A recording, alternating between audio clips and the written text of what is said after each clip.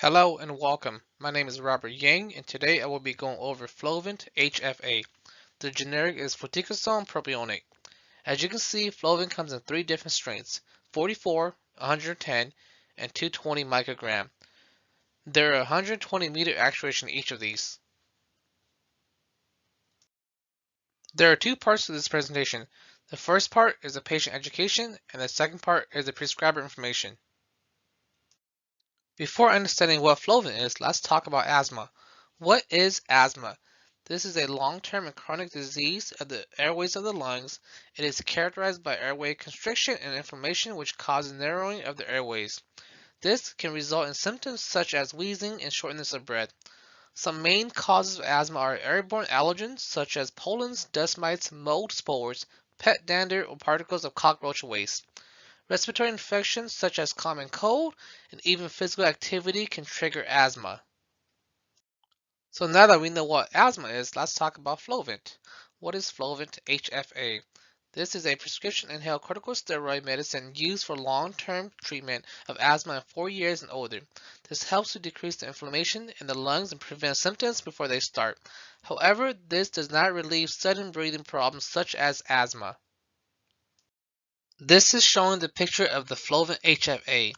So the metal canister contains the medication. The plastic actuator is what holds the canister. And then the counter shows how much medication is left. The mouthpiece is where you place your mouth. And then the caps keeps any foreign objects from getting inside the medication.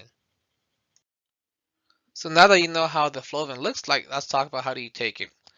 If you're using it for the first time or have not used it for 7 days or longer, you must prime it. This means spraying the medication into the air 4 times away from you. This is to ensure that you actually receive the full amount. Before use, make sure you shake the inhaler well for 5 seconds immediately before use. Take the cap off the mouthpiece. Make sure you inspect the mouthpiece for the presence of any foreign objects. Make sure the canister is fully and firmly inserted into the actuator.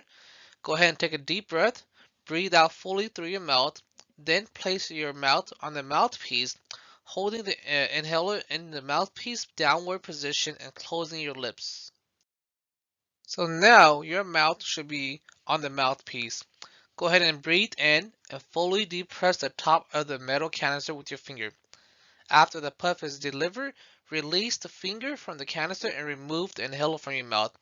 Hold your breath for 10 seconds or for as long as you can. If inhaling more than one puff, then wait about 30 seconds to do the next one. Make sure you rinse your mouth with water and do not swallow. You have to do this every time you inhale. This is very important because it will prevent infections in your mouth. Once you're done, go ahead and replace the cap on the mouthpiece after each use. You're probably wondering, what are the side effects of this medication? So these are some of the common, less common, also rare side effects that needs medical attention. So the most common one is white patches in the mouth and throat.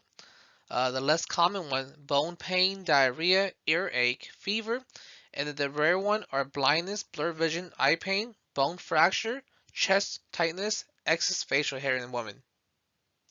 In comparison, these do not need medical attention. The more common ones are cough, pains or general feeling of illness, greenish yellow mucus in the nose. Less common includes mouth irritation, muscle soreness, sprain or strain, sneezing, and then the rare one are aggression, agitation, and bruising. What happens if you miss a dose? If you miss a dose, take it as soon as possible.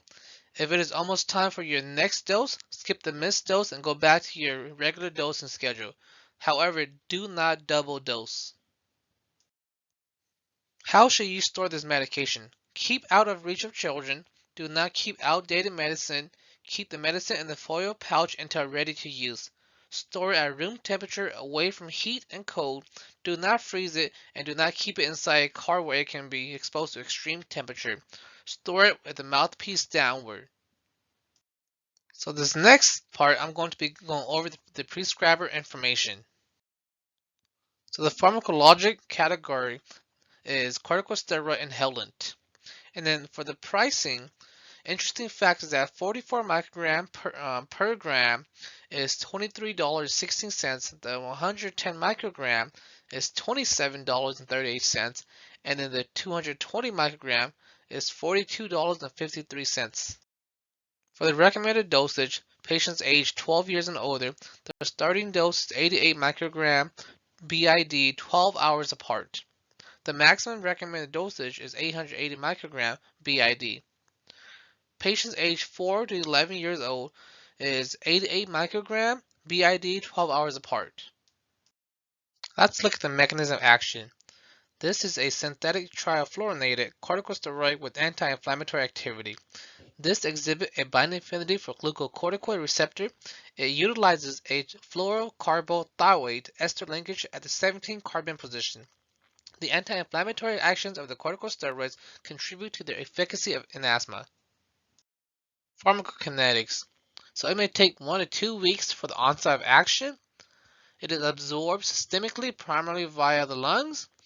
The volume distribution is 4.2 liters per kilogram, and then it is more than 99% protein binding. It is metabolized hepatically by the CYP3A4 into the 17-beta carboxylic acid.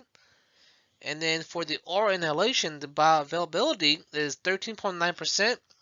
Half-life elimination is 11.2 hours. The time of peak is 0.5 to 1 hour.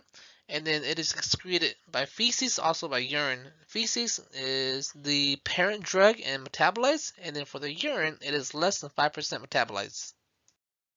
Medical safety issues. Sound like, look like issues. Flovent may be confused with Flonase. For the international issues, Flovent may be confused with Flogen or Flogan. This is the brand name for naproxen in Mexico.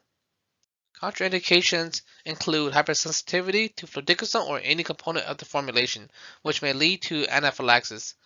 Even though documentation of allergenic cross-reactivity for corticosteroid is limited, due to the similarities in the chemical structure and/or pharmacologic action, cross-sensitivity cannot be ruled out. For the reproductive and pregnancy consideration, patients who are planning to become pregnant should discontinue the corticosteroid inhalation. The reason why is because fluticasone can be detected in the blood following maternal use. These are some of the drug interactions, which include, but is not limited to, substrate of CYP3A4, desmopressin, loxapine, and also tobacco. Although there may be a lot of drug interactions, all these drugs are systemic except for tobacco, so I will not be too worried about these interactions. So here is my references. Thank you, and I hope you learned something today. Take care.